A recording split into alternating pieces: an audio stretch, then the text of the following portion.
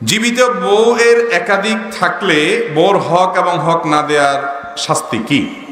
যদি কারোর একাধিক স্ত্রী থাকে তাহলে তাদের মধ্যে সমতা রক্ষা করা ফরজ। তাদের মধ্যে সমতা রক্ষা করা কি ভাই? আল্লাহ তাআলা কোরআনে কারীমে বলেছেন, ফানকাহু মা তাবা লাকুম মিনান নিসাই মাসনা ওয়া সুলাসা ওয়া রুবা। তোমরা বিয়ে করো মেয়েদেরকে, কেউ 2টা 3টা 4টা করার অধিকার আছে, শরীয়ত এতটুকু রাইট রেখেছে সর্বোচ্চ।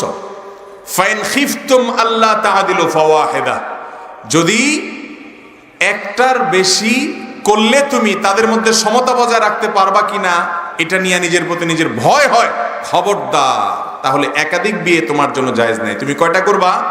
একটা করবা। আজকাল তো যারা একাধিক বিয়ে করে বেশিরভাগই দেখা যায় নতুনটার নিয়ে মেতে থাকে, আর পুরান যে বউ থাকে তার কোনো খোঁজ খবর রাখে না।